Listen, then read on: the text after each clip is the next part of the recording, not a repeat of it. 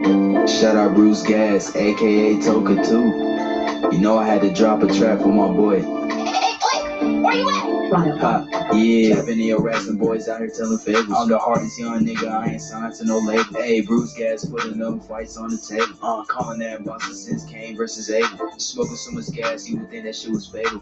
I'm the people's champion like Muhammad Ali. Shout out BruceGas, one day we gon' meet. Yeah, we gon' blow it down, we gon' smoke hella weed. Yeah, we gon' blow it down, take a hit out the Toka too. Slipping hella shots, but like Tyson with the peak. Little Glock by my side, but it hit just like Isaac Cruz. Shout out man, Chad, real shit, that's my fucking dude. We always cooking on the pan. Strapped to my side, I ain't talking about no sand. Bruce passed me the blunt, I'ma light it like a candle. Ayy, non-stop bars, man, I always spit flames.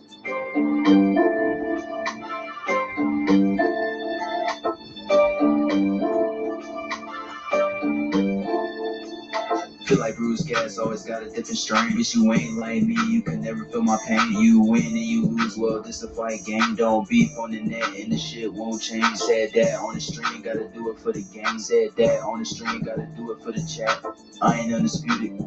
Yeah, hold on, I ain't undisputed, but I want all the straps.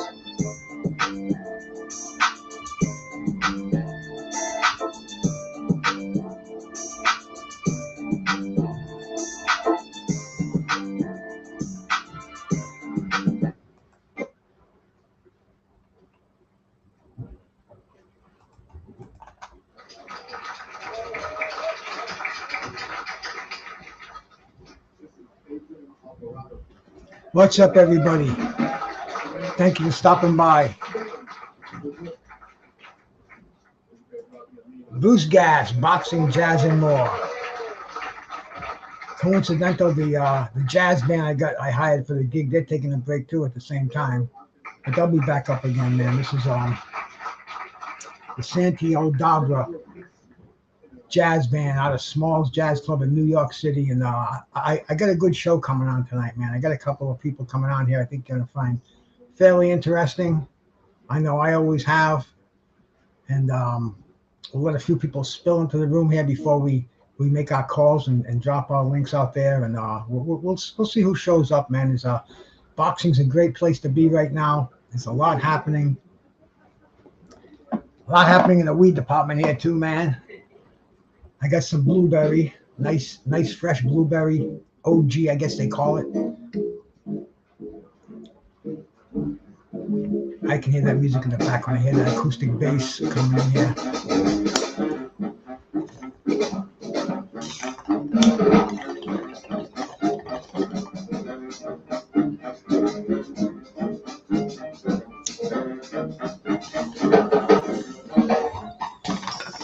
There we go. Gotta have that smooth draw.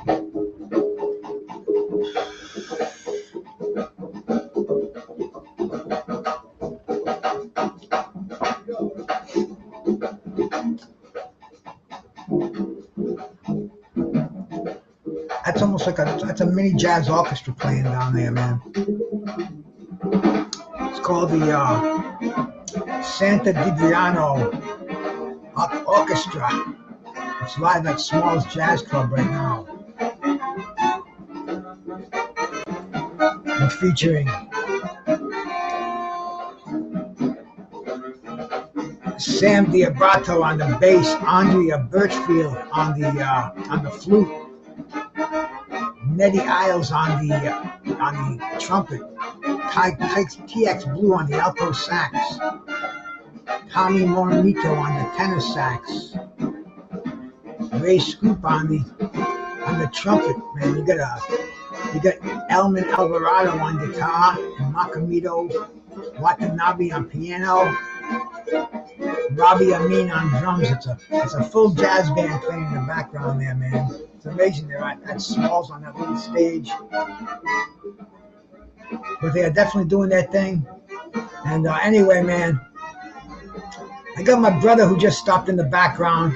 Like I'm gonna cut the music out for this. I got a couple. I got my brother here. I'm gonna make a phone call. First of all, I'm gonna get my man, 2-time heavyweight champion of the world, Tim Witherspoon, gracious enough to come up here and see me, man. This is my brother, Tim. How we doing, my man? You got me on? Yes, sir. I'm trying to get rid of this.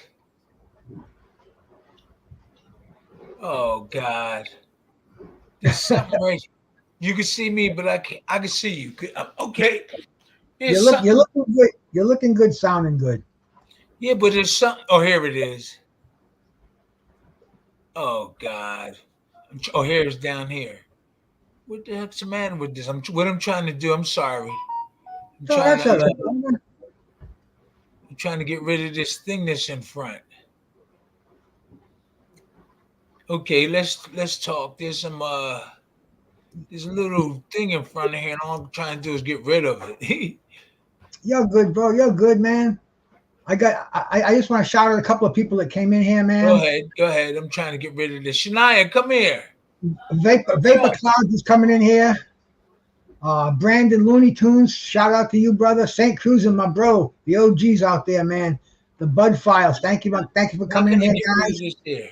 Graham Fishburne TV. It's in front of us.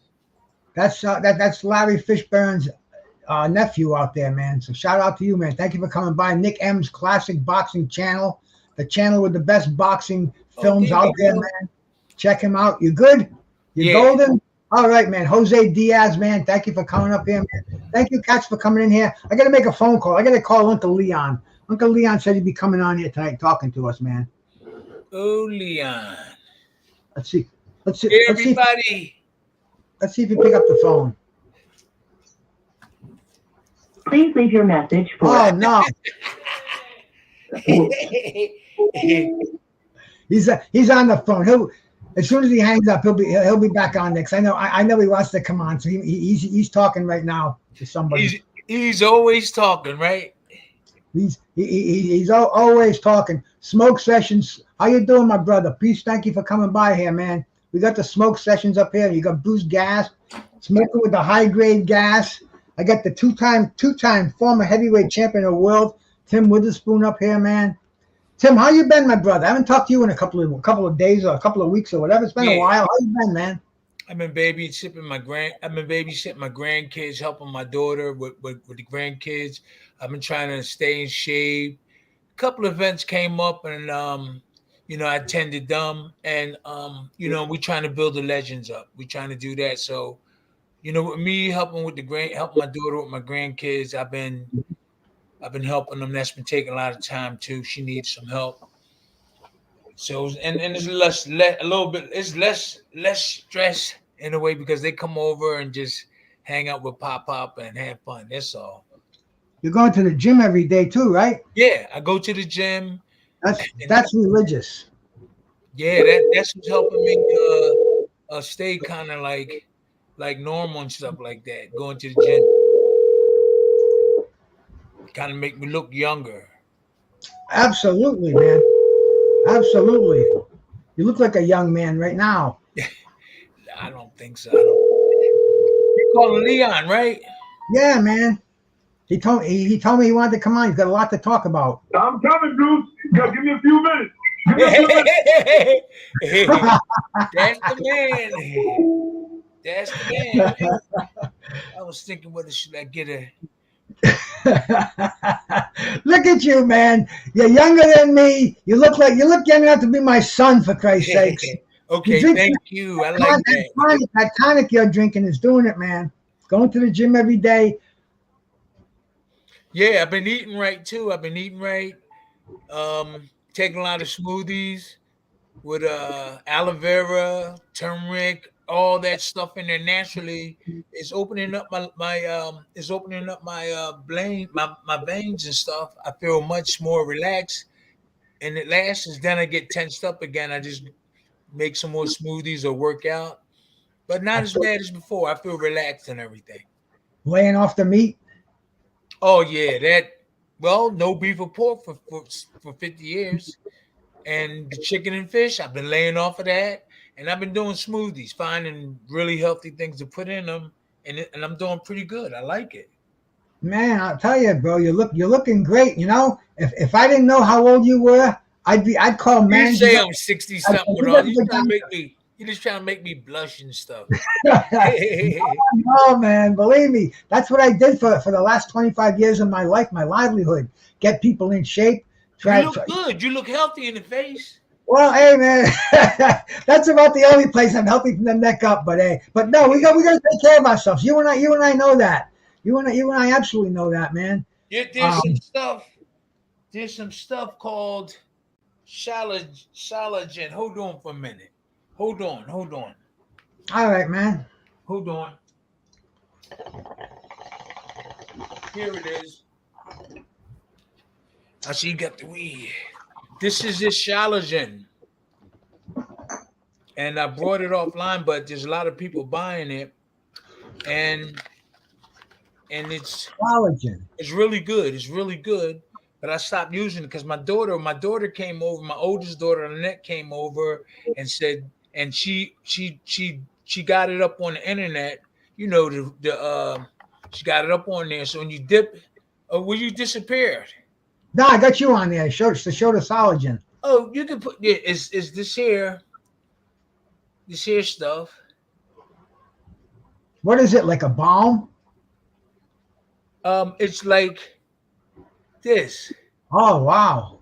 It's like this, and so I've been taking it. It's really beneficial. But I've been taking the body healer too. I've been taking the body healer. Let me go get that. So my daughter came over and read to me, said, Dad, it's certain question. If you take too much of this, you can get a heart, something wrong with your heart and stuff. So when I was taking it, I was doing good. And I was feeling good. I did feel a little empty. So now that I stopped taking it and I feel leveled and I feel really good. But you got to know how to take it. So I would take one of these. Well, it fell off. You know, just dip it and mix it with water. More than this. I would dip more than this. And it's good. It's good, man. It brings you back. So let me go get you the body healer real quick. Right. It's making you feel good. That's the most important thing. Yeah, it's making me feel good. It's making me feel good. And it's making me feel good, but I'm only going to take it once every 3 days. When my daughter read, it's really good. And I'm sure them guys with the sex and all that, Celigent, and you could get it it's from a different country, but there's some literature on there that said it can hurt your heart if you take too much, something like that. So I just take it maybe once every couple of days. How do you spell it? I'll Google it. SHILAJIT. Yeah. Okay. Collagen resin. That's the stuff right there, man. So this is the stuff. Yeah. Dr. Johnson's. And I take a little spoonful of that, and I don't have to take high blood pressure medicine no more because of this. And my brother don't have the gout. And it's helping my mom with her COPD. So I don't, so this stuff here, if you buy this and take it twice a day with the taste, it's sweet, 20 different herbs in it. We're not getting paid. I just want my friends to feel better. We're not getting paid or promoting or nothing like that, Bruce. I just want my friends. I'm not going to go on the internet promoting it. I'm not going to do that. But my friends, I just tell them to get it. So that's the kind of stuff I've been doing that there too. I've been doing the smoothies, like I told you, turmeric, all that stuff, and putting it in the blender with food, watermelon, oranges, lemon, 2 different kinds of lemons, peanuts and all that stuff. I've been mixing it with peanuts and all that, and when I drink it, and my digestive system. Before I was messed up, now no problem. Awesome, brother. Awesome, man. All natural food. You're not stopping at McDonald's. You're not Pizza Hut. You're not doing all that shit. You're eating like you're training. You're eating like you're training for a fight. Now, why I am. I'm getting ready just in case something happens. 65, but I don't feel really, I don't feel really bad. Hey, I had 5 rounds. I could do 5. I had Mike McCallum on here Sunday night. Oh, good. But let's listen to this, man. He called me yesterday, and he's got somebody that's interested in having him fight an exhibition because he heard him on the show. He heard how good he was talking, how he was saying he's in the gym every day. He's been taking care of his body since day one. His friends would go out to the clubs. They'd be doing the drugs. They'd be drinking. Light heavyweight, Mike McKellen, or in middleweight. All the way from junior middleweight to light heavyweight. He fought everybody. Yeah, Mike McKellen. Yeah. He's in Vegas.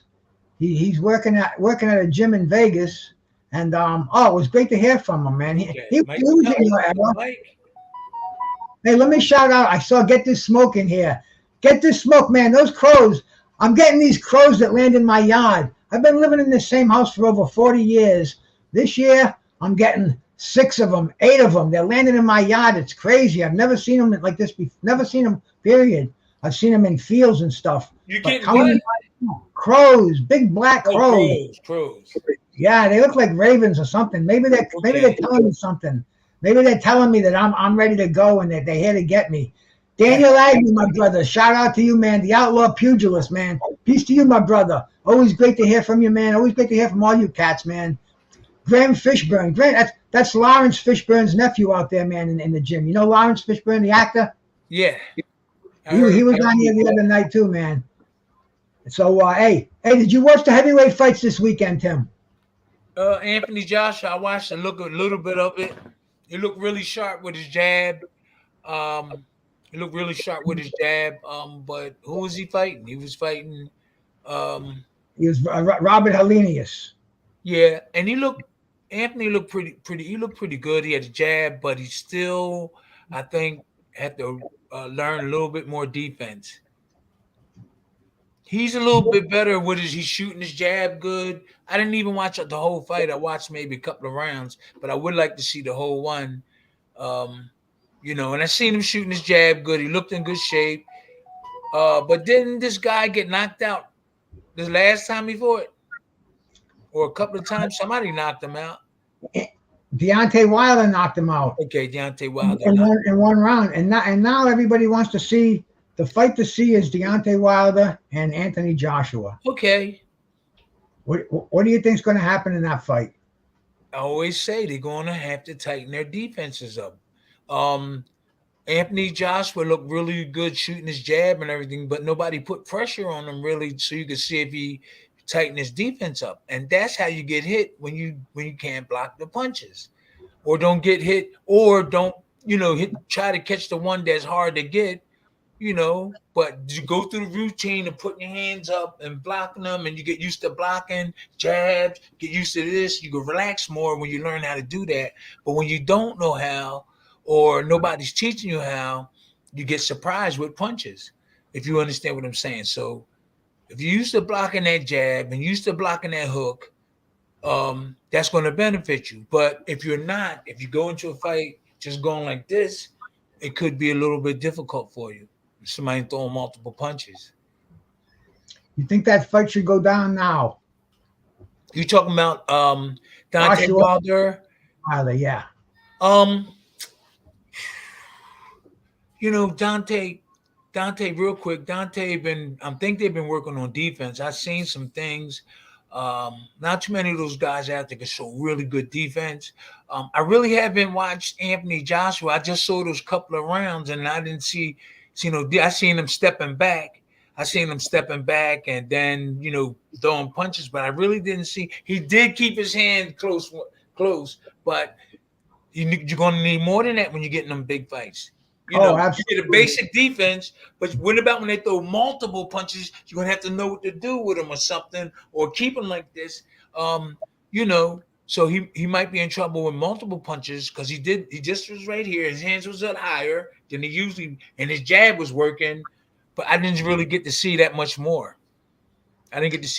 So that fight it should be. I saw Deontay Wilder trying to sharpen his up. They must be watching our videos or something like that. I love both of them guys because you can see they're trying to get their defenses together. And I've been saying on your show and other shows that they need to get their defense together, and I'm seeing they're trying. Daniel Agnew says a prime Tim Witherspoon easily beats Joshua and Wilder. But another dude, my all friend. All I have to do is be in shape. All I would have to do is be in shape. We know that, bro. When you were fighting, it was a different thing. The Outlaw Pugilist has a question for you. Okay. He wants to know if you see any resemblance in AJ, Anthony Joshua, and Frank Bruno when it comes to defense and how they both freeze when they hit hard, when they get hit hard. I think Frank could take a better punch. I think he can. But I seen Anthony get hit with multiple punches and he went down and everything. You're trying to compare them both. I think that Anthony Joshua is more athletic. But I do believe that Frank Bruno, we haven't seen Anthony Joshua in a real Rumble, but we have seen Frank Bruno. He was in a Rumble when we was rumbling. So I can't tell you how Anthony Joshua can react when he get in a real good exchange and because Anthony Joshua really hasn't gotten any really exchanges, you know, and if he did go down. So we have to research a little bit more, if you know what I'm talking about, with Anthony Joshua. Deontay Wilder his defense was boom. I would like to see what he looks like now with his defense. His defense was boom. Anthony Joshua's wasn't that good either. Tyson Fury was a hold and then hit. And all you had to do was hold and let go. Oh, hey, Tim. Uncle Leon, this is you. We got Tim Witherspoon on here with you too, brother. Yeah, what's going on, y'all? Not much, bro. How you doing? Everything's good. Hey, Leon, we were talking about the heavyweight division right now. Did you see the Anthony Joshua fight Saturday night? I saw some of him, but he's not my kind of guy, man. I don't really watch him. I didn't like the first couple rounds, so I turned it off. Okay. See what I'm saying? Like boxers and people with experience, you know, and I hate to talk about it. We don't see the stuff like we used to see. The Sugar Ray Leonards, the Ali had a style of his own, but he bam, you know, and other guys, Joe Frazier, everybody. We just don't see that stuff. Willie the Worm Monroe, you know, all the middleweights and Sugar Ray Leonard, Benitez. We just don't see that anymore. Now, even with the Crawford fight, Leon and Spinks. I was kind of disappointed in that fight too. I was disappointed, you know, but they fought their hearts out. They did the best they could. But what we doing today, you know, I mean, I didn't see the Sugar Ray Leonard or Tommy Hearn. Timmy, changed. He did the best he could because the guy never should have took the fight. He had 3 car accidents and he had a detached retina. Derek James didn't have him ready. I don't know what Anthony Joshua hired Derek James for. Just gave him some free money. Wow. I understand. I mean, if you look at it, that corner was worse than Mike Tyson's corner in Tokyo. And nowhere, that's my brother. That's coming from the man, too. Horrible. He should have stopped that fight in the 5th round. This kid is damaged for life.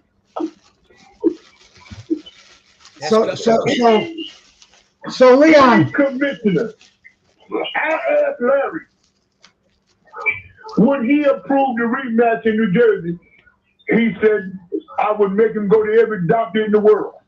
Whoa. See, Vegas don't care. They know that the revenue that the rematch is going to bring. But you can look at the fight. You didn't see no Hollywood stars there. You see no major dignitaries there. It was just on the regular people and 2 boxing people. When Ray and Tom and Marvin, Ali and yourself, Timmy, all the stars came out. You ain't gonna get this information. You ain't gonna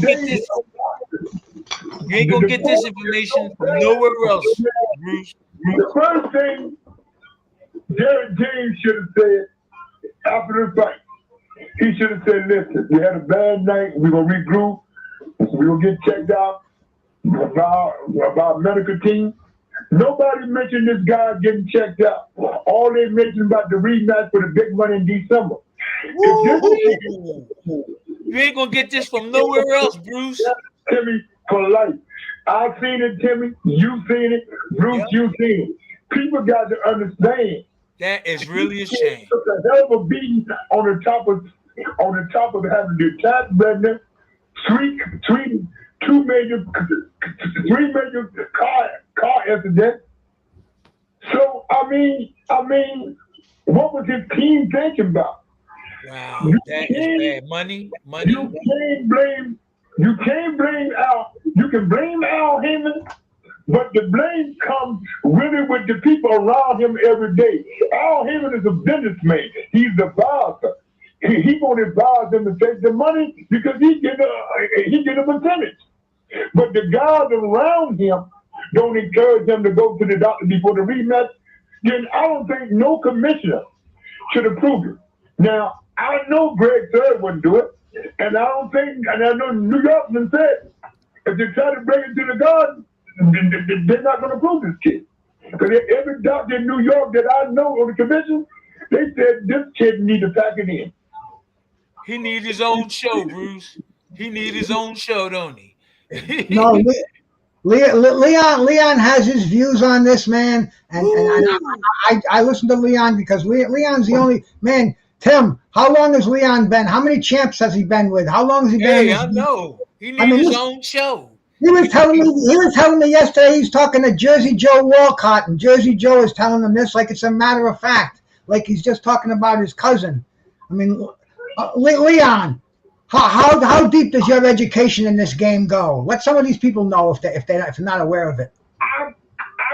I'm going on. This coming August will be 55. I'm gonna say this coming October will be 55 years that Butch Lewis brought me in 55 years ago. The late Butch Lewis. That was my guy. That was my man too. That was my man. I started off with an old guy that Timmy and I know named Leotis Martin and Bill Sawyer. Okay. Old heavyweight from Philadelphia in the gym and at the old Pole Athletic League. Not on 23rd and Columbia, but on 19th and Oxford. Okay. So a lot of people don't know about 19th and Oxford. They know about 23rd and Columbia, and they know about 26th and Master. Yeah. But the original one was at 19th and Oxford when I come to Philadelphia in 1959. You're talking about North Philly. North Philly. And see, when I left that, Timmy, I went to Russell's gym. Remember Russell had the gym in South Philly, but Jimmy Hoffa trained the fighters at? I forgot what street it was on. But down in South Philly? Yeah, the gym that Russell had down there. Oh, I was there with Mike Rossman. With Mike Rossman and the Jewish Bomber. I know Jimmy Hoffa was down there. You talking about Jimmy Hoffa? That's where I started at. You talking about the old Pat Young gym?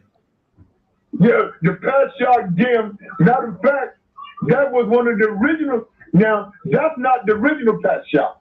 The original Pat Shot is where Sonny trained at. When Russell got involved, Russell moving on that little side street. Okay. So it was two Pat Shots. One was on the other end. When Russell left the old Bulletin newspaper, Russell created the gym on the other end of Pat Shop. I was where Jimmy Arthur and Slim Robinson. I was where Jimmy. Now, where Russell was at was around the corner from your neighborhood, right, Jimmy? That was later on, I think. Yeah, Russell came later on. Yeah, I know what you're talking about. It was Life and Snyder, around the corner on Life and Snyder somewhere. Yeah, around by Snyder. But what I'm saying, the one that Russell had, it wasn't too far from your neighborhood, right, Jimmy? It was a walk a couple of blocks away. Yeah. I used to go there all the time. From your neighborhood. Because you come down 7th Street, right? Yes. That was later on. So what I'm saying to y'all, now, I mean, you got all these, they done mess boxing up with all this. There's nothing wrong with making money. if you're doing it the right way. I mean, you got guys like Jake Paul. He's a good hustler. He's hustling. And I don't stop a man from hustling, but goddamn, man, this is crazy. I know. And then I don't want to say, but I heard it over the years, Tim, and you heard it, Bruce heard it. I think that they needed to put more restrictions on these commissioners. Yeah. Because a lot of these commissioners, especially Vegas have the worst commissioner because it's more, to me, I think the commissioner is more controlled by the casino powers to be. Because if there's a major fight, they want to go to Vegas. Because in Vegas, most promoters go to Vegas because the casinos give them everything they want. Give them all the rooms, all the food free. So the average promoter, I mean, wants to go to Vegas because it's more money than he can put in his pocket. Now, Bob not the only promoter that comes to New York 2 or 3 times a year. The only show being in New York is what Lou DiBella's doing. Now, I think Philadelphia got more action because you got more promoters doing club shows. See, New York done got a few shows every now and then. Lou DiBella put on some club shows. But the only somebody doing shows in New York, club shows every 6 or 7 days, is Joe LaGuardia. Joe LaGuardia, yeah. It's dying because, I mean, Bruce, you know you up there. Well, how often would Jimmy do a show 2 or 3 times a year? Maybe if that. Even at Foxwoods and at the casinos, they're not doing much anymore. Because you don't have the promoters. First of all, Foxwood is not going to give a promoter. Them Indians not going to give a promoter what Las Vegas casinos give a promoter. They're not. The Indians not going to do that. That's knowledge. So the last heavyweight fight I seen at Foxwood was John Holyfield and John Ruiz. Mm-hmm. John did that. He did that because I think he's up in that area somewhere. John Ruiz would live up in that area somewhere. Yeah, Massachusetts. So, but when you look at it, these commissioners is rooted in somebody is passing off money. Somebody is doing something they shouldn't be doing because when there used to be fights all over, now every major promoter is going to Las Vegas. Mm. I mean, you got shows at the Garden. You got shows at the Garden. That's only 3 times a year when Top Rank comes to New York. And that's then with Telepima Lopez because he's from New York. Bob comes because, you know, Telepima is Hispanic and he got the pollen that Camacho and them had in the Bronx. He got the pollen in Brooklyn. So when you look at the game, like Jimmy said, the game is, the stars are gone. The Ray Robinson, the Ray Leonard, the Hearns, the Haglers, the Holmes, Jimmy yourself, all the guys that played a part in the old days, them days are gone forever, man. Yep. Because these guys don't understand. You got all these trainers that don't know a level from a goddamn picture. Like that guy told me on Bruce Show, what Earl Springs want to do. Earl Springs, he got beat like a $2 hooker. Hey. Now all he's talking about is December. Now, it ain't been a month yet. He on vacation with his girl and his children, rightfully so, he earned it. But before he went anyway, he should have went straight and got a medicine. If the commissioner tell me, don't make this guy get a neurology test, I hate to say, but I got a feeling something bad going to happen in that rematch in December. They letting them fight again. God. Everybody runs his course. See, they letting them fight again? What? Yeah. What'd you say, Jimmy? What couldn't I say? They're going to let him fight again. The man damaged. Yeah. No, that's right now. That's the question. Is it going to be a rematch? So soon. It's crazy. Hey, let me shout out who came in here in the meantime, man. I saw I saw Alra 0510, man. Thank you for coming by. I see my buddy D-Ray in here. Smoke Sessions is in here. My friend Carl, the boxing kangaroo, is in here, man. St. Cruz, and I shouted you out already. The outlaw pugilist Peter Von Ox. Thank you guys for coming in here, man. I got my friend Leon Mohammed on the phone. I got my other brother over here, man. Terrible Tim Witherspoon, 2-time heavyweight champ of the world. And we're getting some gems here. I just let these guys talk because, man, I am a casual. I'm in here with a man who's got over 50 years in the game, who goes back with Sugar Ray Robinson, Jersey Joe Walcott, and I got a man who climbed through the heavyweight ranks the hard way. Hey, and I got my brother Trick Nolte out there, my brother for life. Shout out to you, man. Trick Nolte's a good dude out there, bro. Leon, you know Trick, don't you? Anthony Carter. Yeah, I know that. How you doing, Trick? Shout out, man. Shout out, man. So yeah, man, we're blessed on here. I got the OGs, and when these guys start talking, I just let them words of wisdom fly, man. So Leon, you don't think Spence should fight this rematch, huh? Tim is kind of like. You know, I'm gonna say this, and I'm gonna let Timmy cap it off because Timmy was in the ring, and he knows. I'm saying I don't have a problem with the rematch. I think he should take a year off. Go to a neurologist, go to an ophthalmologist, and get really checked out. This guy took a lot of damage from the car wreck, and Crawford jabbed. The surgery he had on his face from the car wreck, if you look at his feet, Crawford opened it up with 4, 5, 6 jabs. I don't think they did a good job after the car wreck on his face. Mouth was done, his lips was busted. And he's had total plastic surgery. Crawford disarranged the plastic surgery. Come on, man. And the worst thing about it, nobody taught him any defense. One of the worst things about it, he didn't look like he went in to block anything. He never went in the direction with his hands for blocking. He got hit with those shots. Bottom line. You was one of the best defense guys out there. One of them. Couldn't spell defense that night. I don't know what Derrick James was doing. And people say how he become win the Trainer of the Year award. I don't know. Hey, I was talking about that the other day. They just giving them away. You can have no fights and be a trainer and still get an award, huh?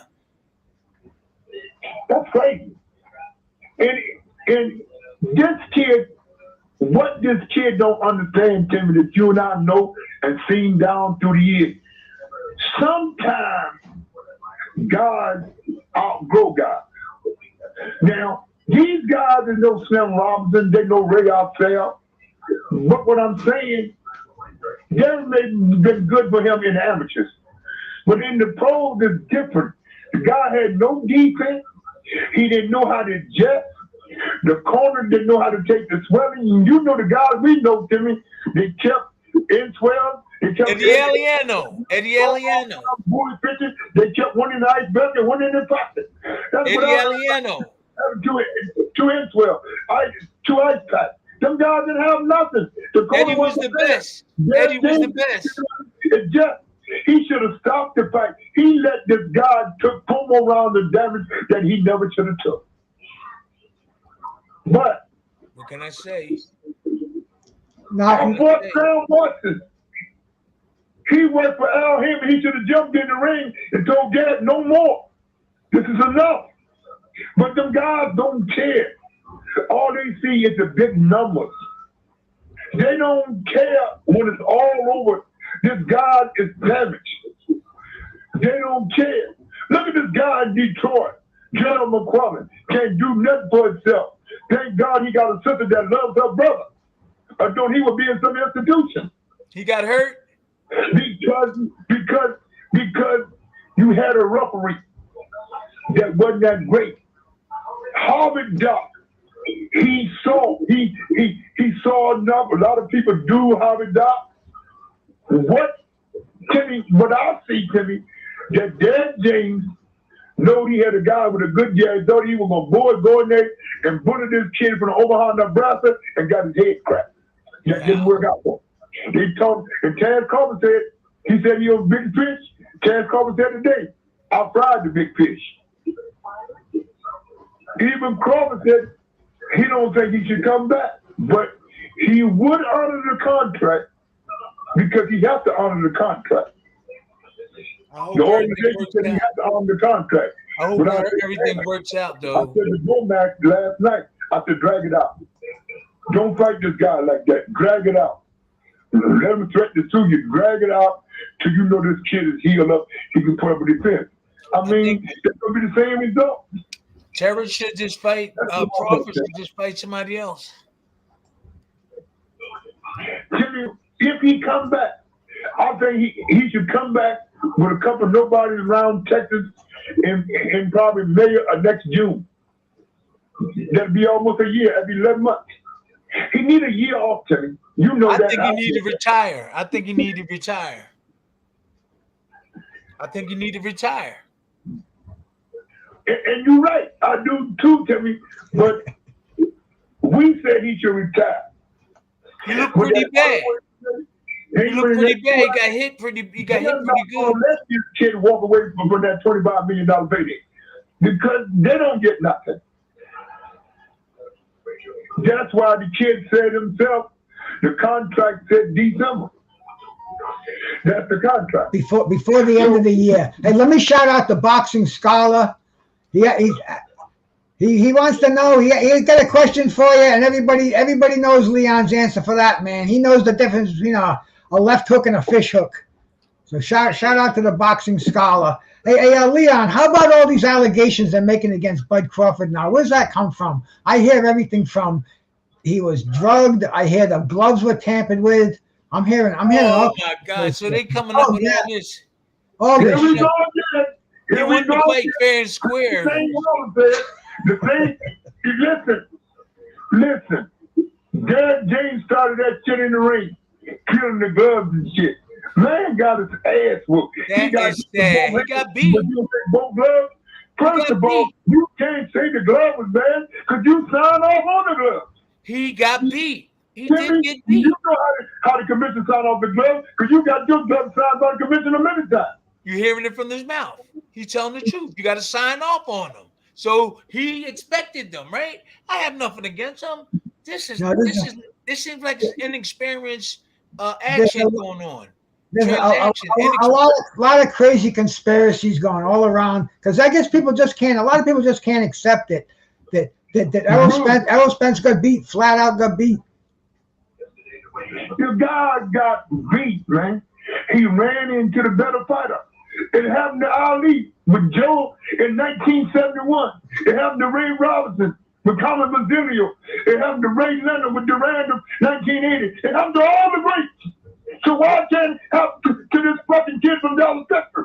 That's what I don't understand. If the great can lose, why can't he lose? Hey, and Melvin Tanner got robbed with 2 seconds. Ain't nobody got on Richard Steele. Ain't nobody talking about that. But all of a sudden they want to talk about this kid's drugs. Come on, man. The same bullshit Wilder did. You see, it didn't go nowhere. So you saying the glove bad? Did you saying that the commissioner did something wrong?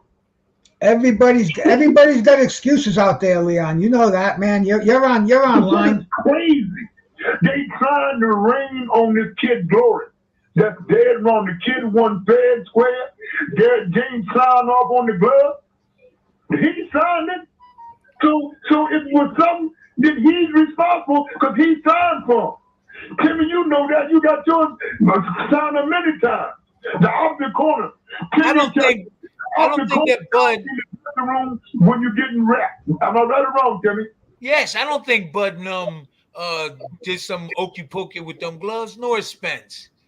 There's just an excuse that was brought up after the individual loss.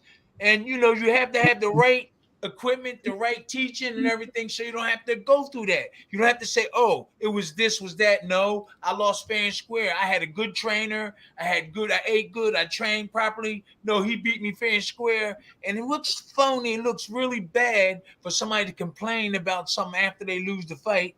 You know what I'm saying? That's inexperience. You might have inexperience. more experienced people probably wouldn't have did that. They probably just took it like that and went back to the whole drawing and get ready for the next fight. But inexperienced, I think, do something like that. So some of the old timers said, nah, I don't think it's worth bitching about it. I think we better go back to the drawing board and get ready for the next fight. That's the good old timers. You know what I mean, Leon? It's the people around him. I always said down through the years, I told Timmy, we don't want him to be good as our team. I've always said that to Timmy. You always said that, yep. Michael and Leon said to Ali, we don't want him to be good as our team. If we got the right team, everything gonna fall in place. And everybody know what they're supposed to do, and this loyalty. Yes, it's loyalty. It's loyalty that motivates you. But it's also, and he was in no health to even take this fight. No, if you look at this guy's eyes coming to the ring, you can see a glazing eye. And 4 or 5 neurologists said something was wrong with him before he even stepped in that ring. I thought both of them was nervous. Both of them was nervous till they got in the ring. Blame Al Heyman for even making the fight. Why you think Al them waited 3.5 to 4 years to make this fight? They know they just build the fight up. They dragged the fight out to the money they thought was wanted. It was there. They made $21 million on the pay-per-view, over 755. They knew that they could capitalize. They don't care. They trying to create controversy to build the rematch, but they're doing it wrong by talking about the guy did something to gloves. This guy, both match them don't do nothing like that. That's the wrong thing to do. If it was true, you sign off on it. Because every day, and Timmy, you know what I'm saying is right. Every day, if I'm fighting Timmy, when I get my hands wrapped, Slim gonna come over there and check the gloves, or Slim gonna send Aaron over there to check the gloves, or Whit Lawler's gonna come over there and check the gloves. Am I right or wrong, Timmy? Yeah, but you know what, Slim never complained. He never complained about the gloves or nothing like that. He went over and checked them himself. He checked them and stuff like that. And it was just like that. You win, you lose, you lose. When he always went over there, he checked their gloves and they checked our gloves. But when I fought Larry Holmes real quick, he deliberately waited to wrap my hands. So when the guy came over, he stayed in our dressing room. And they already wrapped Larry Holmes' hands. So Slim had a good smart. He's smart. He said, I'm going to wait in here and let them wrap Larry Holmes' hand. And then when I go over there, I'm going to make them cut the wraps off. And it worked. Larry was cussing him out. So I wrapped my hands. He wrapped my hands. He said, no, I'm going to wait a little bit longer, Tim. And then he waited about 3 minutes. And then he went over there. They already wrapped Larry Holmes' hands. And you know about that, Leon. And Slim made him cut it off. Larry Holmes, you was there, right? Yeah, I was there. Larry Holmes said, as long as you black, never speak to me again. That Slim did. But these guys today don't know that when you get your hand wrapped, a commissioner got to be there, and the opposing corner got to be there. Right. That's rules. So James can't scream about the gloves because he signed off on them. He checked them and he marked them with an X. It's just one of those many. Now you want to say that Bomax did something crazy? How you gonna do something crazy and make a fight like this and the commission right there and the commission sign off on it? Then you saying that the commission, Las Vegas commission, is in cahoots with Tasco? Come on, man. People just stop. Bruce ain't doing that. The guy came on Bruce show talking all that bullshit about what Earl Springs going to do. That was Mad Chad, by the way. Tim knows him. That was Mad Chad. You know Mad Chad. Yeah, Mad. That's my man. Mad Chad ain't on here now. We love Mad Chad though, bro. And Mad Chad loves you, Leon. But don't say the guy gonna do something and the guy didn't even win a round. Hey man, that's because you know your boxing like nobody else does, bro. You were like Miss Cleo in that fight. You know, before I go to the window, I call Leon up and say, "Is this a good bet or not?" Because man, I mean, he knows it. I mean, we got all these guys that from Timmy's era, from the era before Timmy. These guys today, they don't train the fighters the way Slim, Quinzel, McCoy, Ray Alcel, Angelo, and all the old timers. All these guys today, they want the spotlight. Jared James, he was in the light. I mean, you put a light on a guy that wasn't. How many fights did he have? How many fights did he have? You let your guy take a beating, jump in the ring. That's why I love Mark Breland. He saw enough in that 7th round and he jumped on the ropes. They roast Mark Breland, but Mark Breland saved his fighter's life. That was all matters to Mark. Mark said they can say what they want. I did the right thing. Much as you can't listen to the fighter. As much as we love Buddy McGirt listened to the fighter in Maryland. Look what happened. You can't listen to the fighter because you see what the fighter don't see. And I love Buddy McGirt. Buddy's my guy. Okay now. All right. That will stay with him the rest of his life. Now listen to the fighter. You can't listen to the fighter. Sometimes you got to jump on the rope and say no more. People talk bad about Kenny Porter. When Kenny Porter stopped the fight against Crawford, he said, "That's my child." I think he had enough. Y'all say what you want to say. I'll stop it. And Kenny jumped on the rope and threw the towel. Said, "No more. That's my child. My child had enough." Jared James didn't do that. It's different when it's blood. But when you got a guy that's there for the paycheck, he gonna get all he can get. That's what I feel. I got much respect for Derek James. Well, how many fights did Derek James have? How many fights did he have, Leon? Derek James. Yeah, Jimmy. How many fights? Who? Derek James. How many fights did he have? You know what, Timmy? I don't know if he ever turned pro or not. I know he was in the amateur. I don't know if he ever turned pro or not. I know he was in the amateur because old time waterweight champion was working with him, Curtis Coates. I know he was in the amateur. I don't know whether he ever turned pro. I never fought him in pro, but I know he was in the amateur because I talked to old timers, the late champion. Let me look it up. Oh, Bruce gonna look it up. I don't know why Anthony Joshua had him. But listen. You don't know why Anthony Joshua what? He had him. I didn't even finish watching the fight. I don't know who won the fight with Joshua. Did he lose? He knocked out the guy in like the last round. Yeah, he knocked him out. I think he knocked him out in the 7th round. The 7th. He looked as sharp with the jab, but I didn't still see no real good D. He did keep his D a little tight, but like multiple punches, he got to get taught how to deal with multiple punches. Now, not just keeping his hand there. There's other things you do where you do keep your hands in a defensive mode, like tight against your body. But there's other things you got to do with your movement too to protect you also, instead of just standing there with your hands up against your body. Timmy, we can say that, but they don't teach what Slim and Achimota taught. No. God, Achimota is going forever, Timmy. You can tell these guys that 100 times, but they ain't gonna listen. I know. And you gotta remember, guys like Archie and Slim is gone forever. These guys today, they just run, let them run, jump rope, hit the bag, they think they in shape. No defense. No offense. This guy thought he was going there and bully Terrence Crawford because he was a bigger guy. Thought he could bully Terrence Crawford. Listen, if the guy couldn't knock out a lightweight, we didn't think he would do something to Terrence Crawford. Terrence Crawford can fight. You fought Marky Garcia, who really is a featherweight. Because when he was with Top Rank, he was the featherweight champion of the world.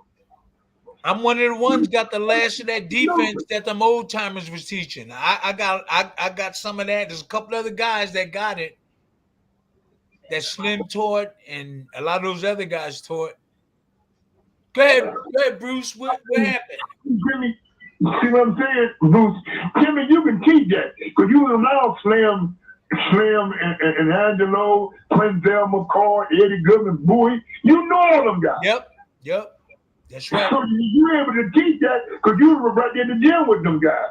But them guys that went around them guys don't know that, man. Now, one thing I like about Bo Max said, I ain't the greatest trainer in the world. I ain't the smartest trainer in the world. But I'm the greatest guy in the world, greatest trainer in the world, by taking a page from all the old timers books. And that's what he did the other night. Okay. Did Bo Max hang out with the old timers? Bo Max knew a lot of the old timers. He was close to the old guys out of Crump, like Luther Burgess, Bill Miller, and all them guys. And he knew Emmanuel real well. See, when Bo Max was in the amateur, and all them guys, they used to face Emmanuel fighters in the nationals. So he got to know all them old timers, Luther Burgess, Manuel, Bill Burnett, Bill Miller. He knew all them old timers. And he knew our home from Philadelphia. He knew the old timer, old Scrap Iron Johnson. Remember Scrap Iron Jimmy? Yep. But all them old legendary trainers that Tim and I know, Quinzel McCall, Eddie Goodman, Bowie Fisher, those were the stars of the game. Slim Robinson, those were the star trainers. So when you look at guys today, I mean, I just can't get enough of this guy, let his guy get beat up like that and don't jump on the apron. When you got a team, Al Hammond should have called Sam Wise and said, stop it. I know he was watching. Stop it. The kid had enough. I mean, I'm glad Harvey Doc saw enough. I thought Harvey should have stopped it in the 7th round with the 2 knockdowns. But Harvey said he gave the kid the benefit of the doubt because the kid's a big puncher. A puncher always got a chance. But he saw enough in the 9th round. That's why there are a lot of people question Harvey Doc why he didn't stop it in the 7th. He said he took him to the doctor in the 7th. The doctor said, let it go. He did what he was supposed to do. A lot of people want to blame Harvey Doc, the referee. He's a good referee. He's fair. He's firm.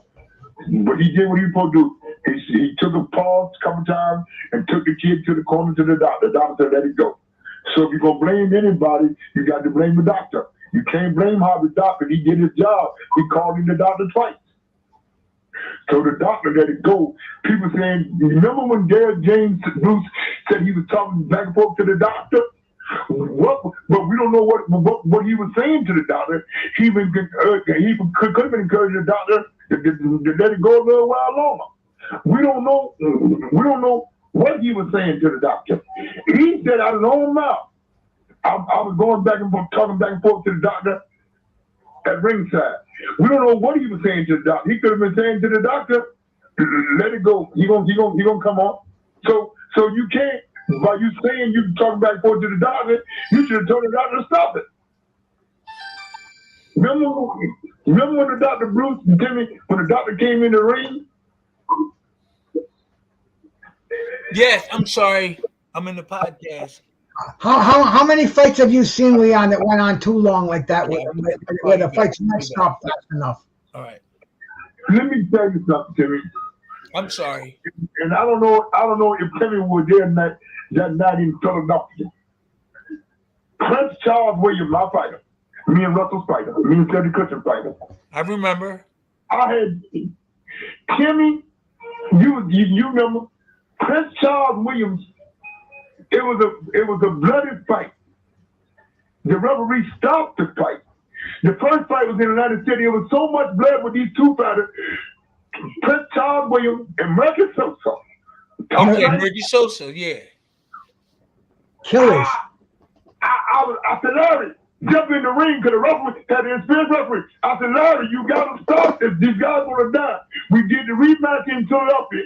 Both of them went into a coma. But thank God they both was survived. They both was in the emergency room. We left it. It was the first fight at the new convention center downtown, Timmy, and they both had to go by ambulance to Jefferson Hospital. Damn. They both were out of coma for about 5 hours. That's how bad the fight was. And I blame myself by me knowing the game. I should have jumped in the ring. I don't care if Greg Sherman would have suspended me or not. I should have jumped in the ring, and I said that would never happen again as long as I'm living. Ain't that a story? I should have learned from the Atlantic City fight when Larry Hazard jumped in the ring.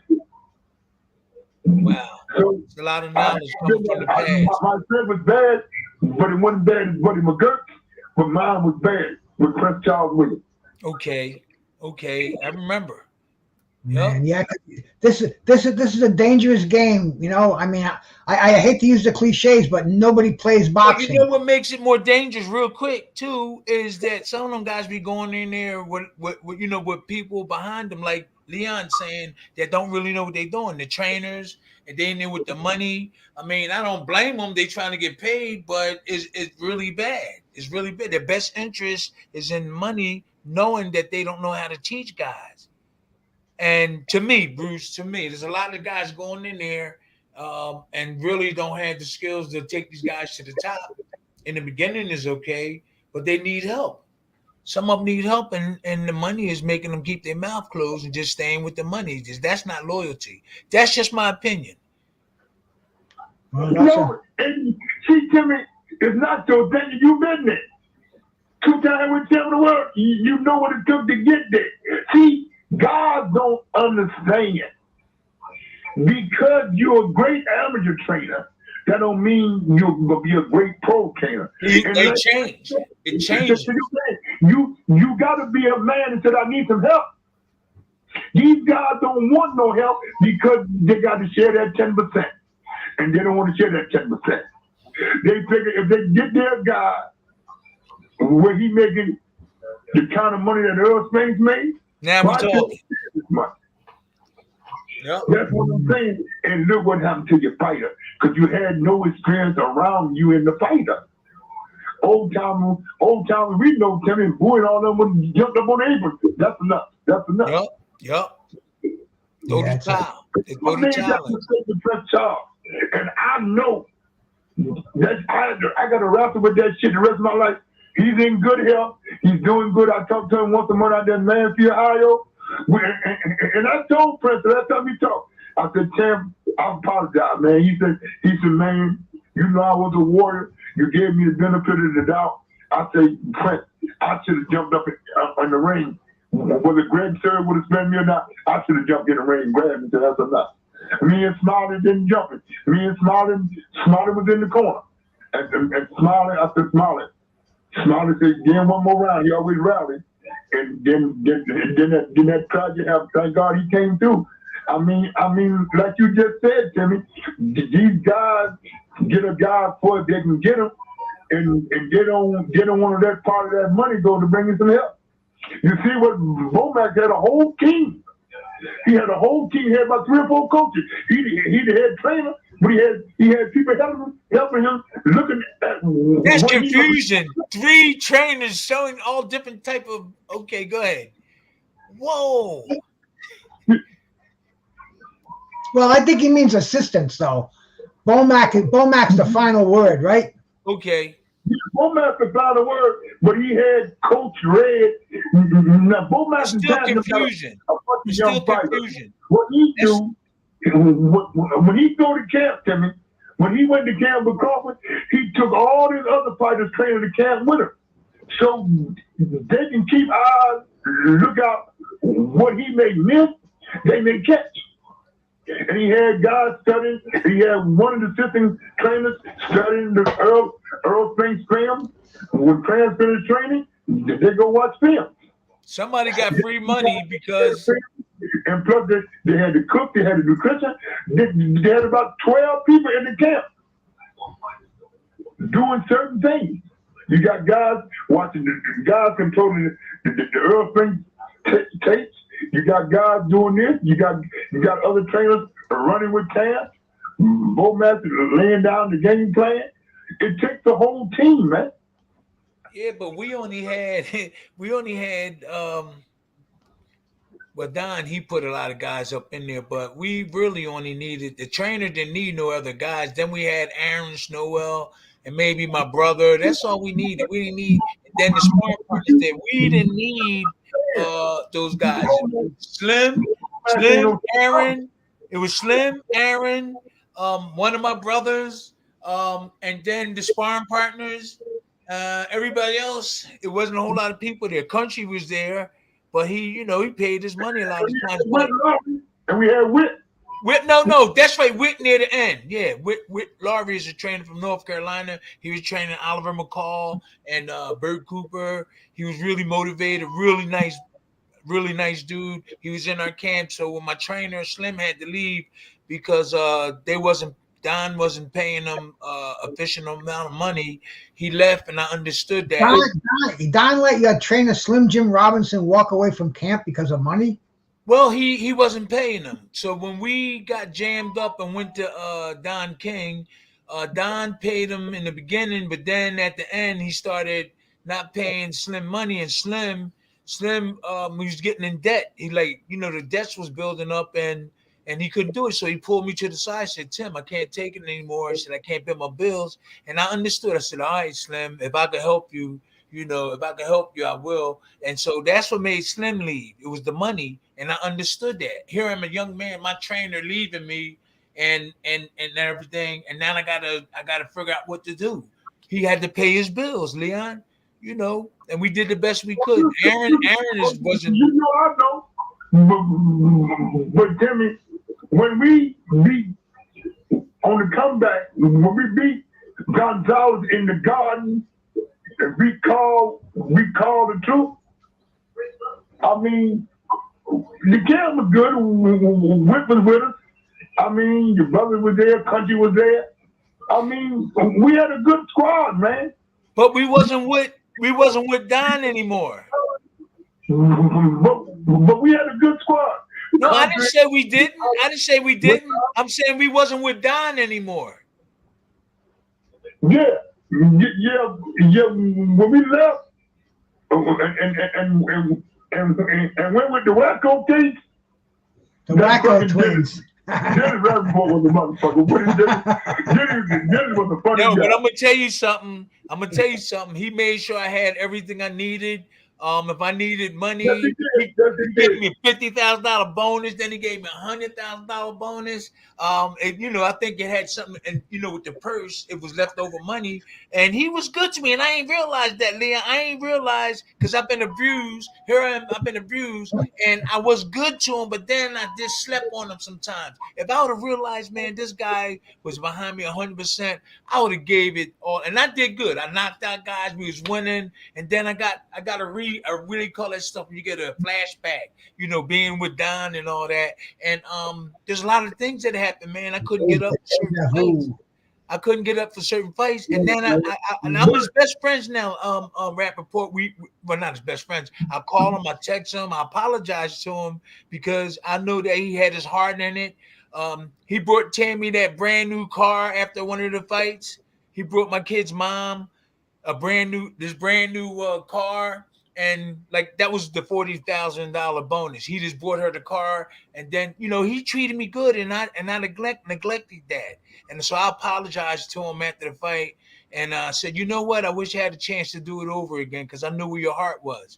But other people had trouble with him. They said they had trouble with him, but I didn't. That's what I'm saying. These guys today is nothing like them guys, man. I mean, everybody. There's no boxing. They tell Al Heyman this. The man don't even go to the fights. I mean, he got his people there, but there's no way in the world. I mean, you got them new. You want this guy to come back in 2.5, 3 or 4, less than 4 months to do the rematch where he got beat up? Then you ain't got this guy's best interest. You ain't smart as people think you is. You gonna let this guy come back and where he got beat up? And I mean, if any commission approved this fight less than a year, something wrong with him. Somebody get some money, Bruce. Because no commission in their right mind if Vegas do this rematch in December, something funny going on, and that's my opinion. Leon, let me ask you this question. How come all of a sudden we're getting these big fights? Last year they didn't give a shit. The year before, now all of a sudden PBC is giving us Charlo and Canelo. I mean, we got Tank and Ryan. We got Spence and Crawford. How come all of a sudden they're opening up their pockets? What's going on? I thought Al Heyman had all these millions. He spent it, and it seems like now the money's gone, but yet we're getting these great fights. What's going on with PBC and boxing? PBC. I mean, PBC is not doing it. They taking the blame with Steve Espinosa coming up with a lot of that money from Showtime. All right. And with Canelo, that's a co-promotion because Canelo have a contract with the Zone. So, and Eddie Hearns is a part of the Zone. So he had to do even though Canelo signed a 3-fight package deal with PBC, but the fight got to be done on the Zone. So Eddie Hearns still getting paid because he's part of the Zone. They're making some great fights, though. Well, listen. You making the big fights. If you really making the big fights, he's not making the fight. Showtime is making the fight because it's Showtime money. It's Showtime and the partners' money. Al not putting up no money. It's people in the headquarters not putting up no more money. I mean, you got away with it 2 weeks ago. But who says he's going to get away next month with Canelo? We know that Canelo is selling this fight because he got a whole country behind it. Mm-hmm. We know without Canelo, this fight won't make no money. Because them two knuckleheads, they're decent fighters, but they can't draw nobody. That's why he fight. That's why he moved up to fight Canelo. That's why he got stripped. Because he didn't want to go to Australia and fight Costa Sue's son, Tim Zoo. The WBO stripped him. So there's no need for Crawford to fight him now because he don't have the full belt. If Crawford wanted him, Crawford, one of them got to fight Tim Zoo to get the other belt. WBO stripped him. See, they wasn't smart. Let me tell you something that Timmy knows. First of all, you make a deal with the organization. Okay, I'm going to fight Canelo for the payday. My belt's not on the line. I'll fight Tim Zoo or I'll fight Terence Crawford. If you give us a buy to fight Crawford, if we'll give him $500,000. I'll give him half, Crawford give him half. Then you make the Canelo Crawford fight. Tim Zoo ain't gonna say no because he's getting the free. His father ain't gonna, Costa Zoo ain't gonna say no because the son getting the free $500,000. They did it wrong. They did it wrong. That's right. The WBO took one of the belts. He's not the undisputed junior middleweight champion anymore. They took the belt and gave it to Costa Zoo's son, Tim Zoo. Because you got to know the politics of this shit. I've been around this shit so long. I learned from Don, Butch, and Am the politics of this shit. They did it wrong. Crawford said, sure, I'll give up $250 because I'm going to make much more and I can write it off. But Al didn't want to do it like that. So Al said, let him take the belt. I'm not giving this kid no money. Let him take the belt. So they took the belt. Now, Mauricio said the same thing. If you don't fight Zoo before Crawford, I'm going to take my belt. So he's going to make around, he ain't going to have no belt. All the 54-pound belt's going to be up for grabs. Mauricio gave 90 days to fight Zoo after the Canelo fight because his belt's not on the line. He got to get back down. He got to get back down to 54 and go to Australia. You think that's going to happen? It's not going to happen. No. If it don't happen, the organization is going to take the belt. Then you won't have no belts. Because Paco took his belt. Paco said if he agreed to my terms to fight Tim Tszyu, the number one contender, after the Canelo fight, and don't go run to Crawford, if he go to Crawford, inform us that there have been an agreement between you, Crawford, and Costa Tszyu's people. But he said no. I'll say I'm not paying this guy to step aside. We're gonna go straight to him and go to Crawford with the 3 belts if Crawford wants the 3 belts. And let Crawford, if he beat them all, let Crawford fight Tim Tszyu for the 4th belt. By that time, Crawford be down there 38.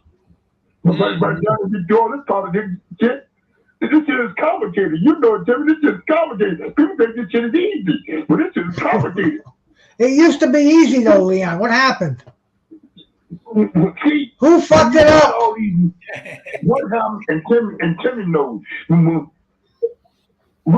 See, I liked it better when the old timers ran boxing, when the guys downtown ran boxing. When you got all these political politicians and these Wall Street lawyers giving guys.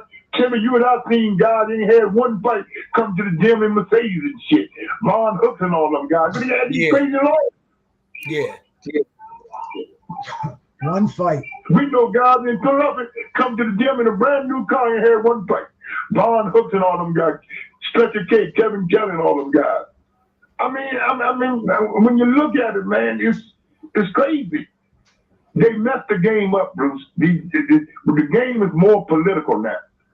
It ain't rags to riches no more. All you got to do is look good in the amateur. You can find some lawyer to give you $200,000 or $300,000 and buy your Mercedes. Because he think you're going somewhere. That's true. Hey, shout out McSmith for coming in here. Andre Southgate, bro. Thank you for swinging by. Who else did I see come in here, man? I appreciate it, man. I got 2 of the OGs in here, man. Dr. Paul. I got Tim Witherspoon. I got Leon Mohammed. When these guys start chopping it up, man, my ears are glued to the screen. We're getting the real deal from Christ, a combination of 100 years of boxing over here, man. I mean, this is real shit going on over here, man. So I got 12 minutes, okay? Oh, bro. Okay? Not a problem. Leon was only going to give me a half hour. We've been on here for over an hour. No, that's my man. Because I'm compassionate, like Timmy. I'm compassionate for the health of the fighter. There you go. There you go. I don't want no person to make mistakes that I made in '95 in Philadelphia and Atlantic City. I don't wish that on nobody. I could have lost my fighter.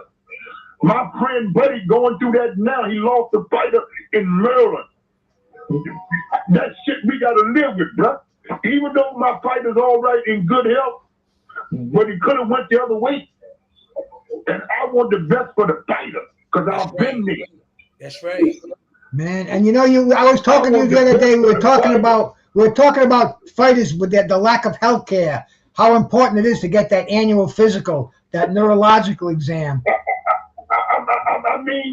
I mean, that's what the commission got to put in these guys' contract. The commission got to force it. We can push it, but we got to put pressure on these commissions. We need to form a body that put pressure on these commissions. If the guy take a whooping like strength, he should be spending for a year. He should have to give every medical test. Now, we know when you're 35, you got to get all the major tests to fight. When you take a beating like that, you should be ordered to get the same test, and you put it. And I mean, you got to have all these doctors signing off on it that you should continue. This kid can never pick up another glove again. This kid is done. I see it. The world see it. But how can Al Heyman and my dear friend Sam Watson don't see it? And then Steve, and I start word to Steve Espinosa, Showtime. I said, if you pay for this rematch, bro, I said, Steve, you and I go way back. If you pay for this rematch, you and your staff, then that show me that you don't care nothing about the fight. That's right. You saw the whooping that he took. If That's you right. pay for this rematch in less than 4 months, then something happens, I'm gonna hold you accountable for it. That's Because right. you paid for it. You and your people at Showtime. If you pay for the rematch and this kid ain't ready, then you are held for the accountable as much as Al Heyman because you putting up the money. Money is good to have, but it's the root of all evil. It's Al Heyman's job. It's my job to the good fight, to promote the fight, and buy the fight for the people. You go. I said, Steve, 100%. why would you buy a fighter and you know the fighter just took a major whooping? Why would you even consider putting up the money for a rematch in December? That showed me that you don't care about the fighters. She tell me guys that you and I know was good guys. Jay Larkins and Seth Abraham, they were good guys. Yep.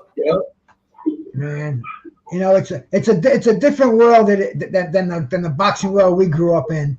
And you know, all we can do is watch it, man. Watch it, or like Leon said the other day, after a couple of rounds, shut it off, man. There's some things that can be done. What I want to know, what did Derek James add to Anthony Joshua? I don't see what Derek James had nothing. Say to who?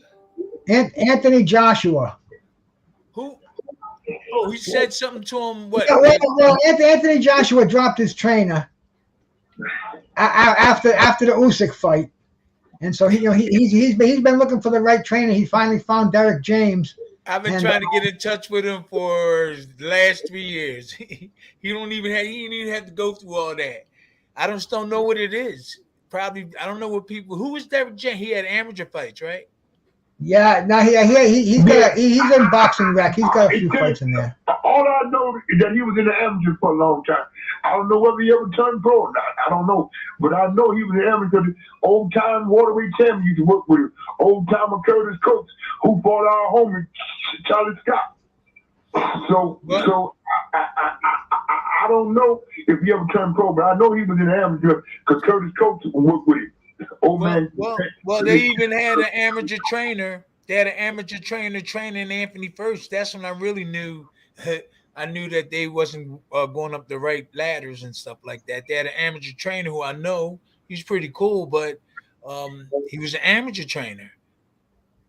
That's how Anthony started out, with an amateur trainer. And you know, and this is the results. He don't know how to block punches. He don't know how to block jabs. He don't know how to keep his D tight. He moves a lot. Big as he is, he should be getting guys out of there, which he do sometimes. He should be getting them out of there or damaging them earlier instead of just boxing around because he's big. He could just stand there, get his defense right. Boom, bam, it's over. You know,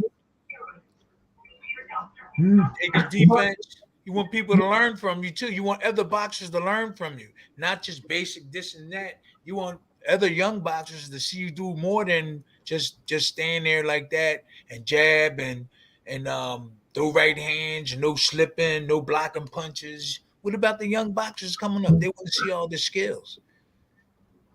When you see you got these guys that get these fighters and get on their levels, they forget about what got these guys. A lot of these guys, Timmy, get these guys after they done went to the Nationals.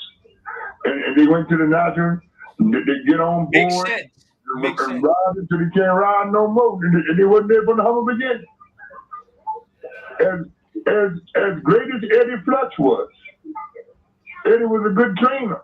Those guys are gone forever, man. And these guys today, they get one fighter become world champion, all of a sudden they're a great trainer.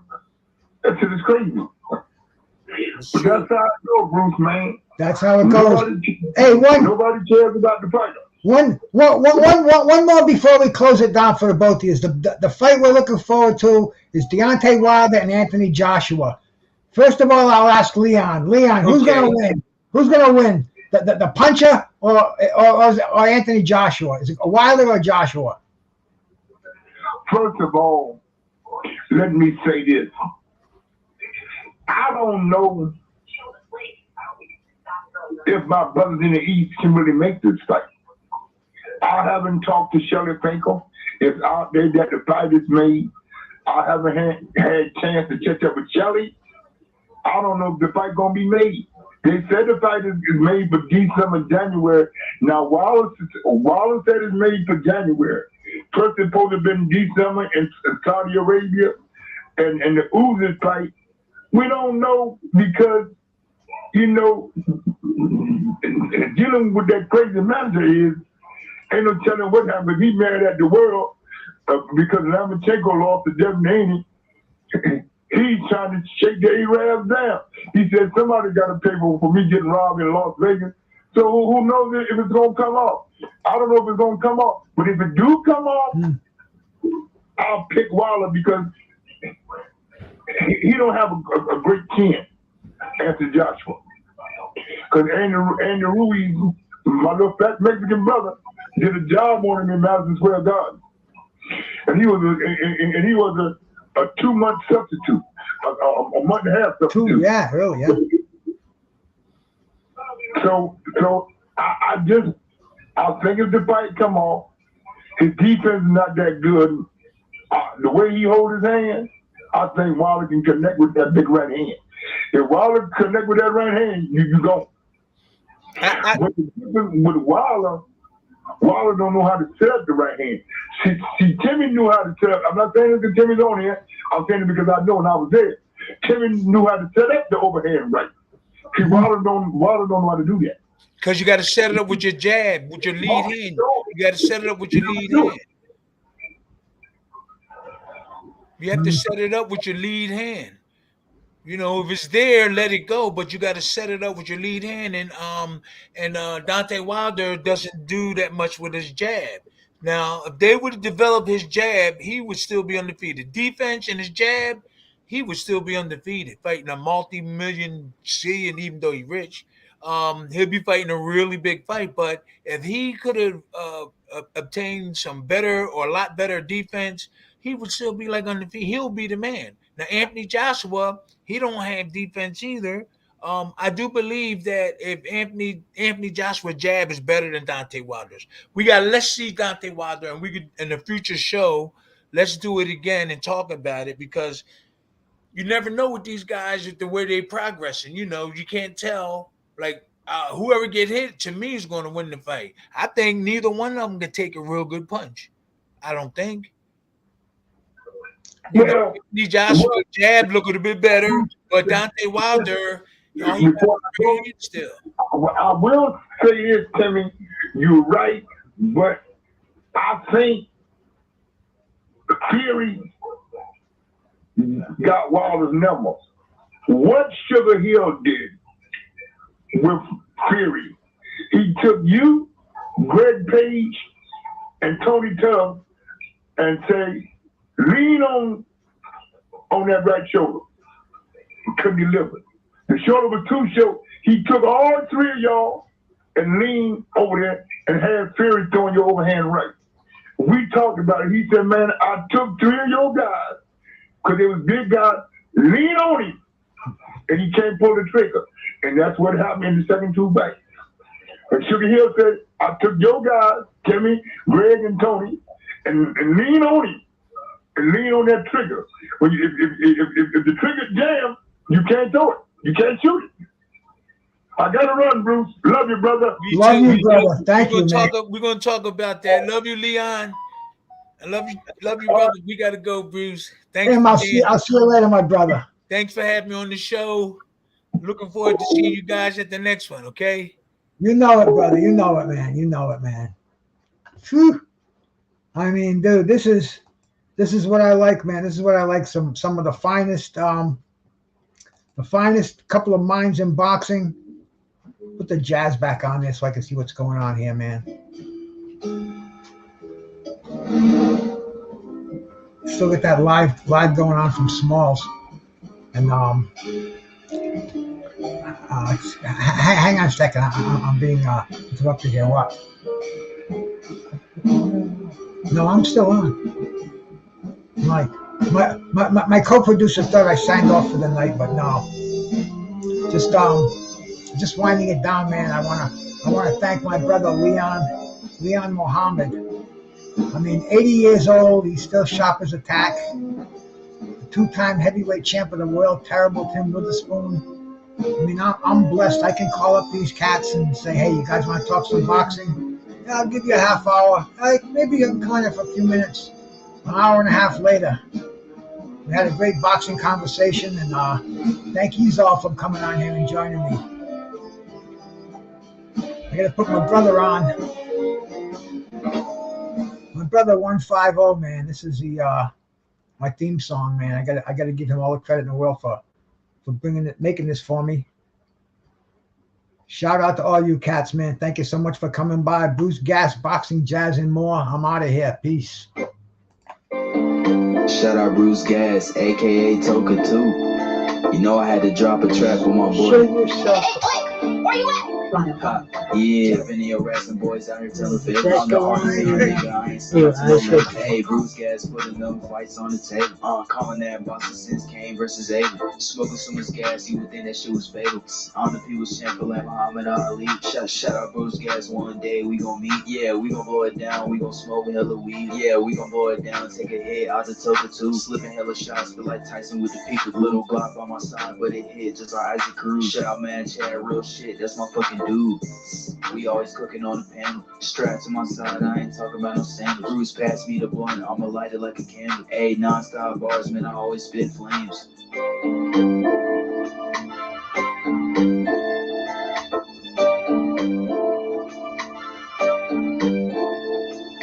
Feel like BruceGas always got a different strain. Bitch, you ain't like me, you can never feel my pain. You win and you lose, well, this a fight game. Don't beef on the net and the shit won't change. Said that on the stream, gotta do it for the game. Said that on the stream, gotta do it for the chat. I ain't undisputed.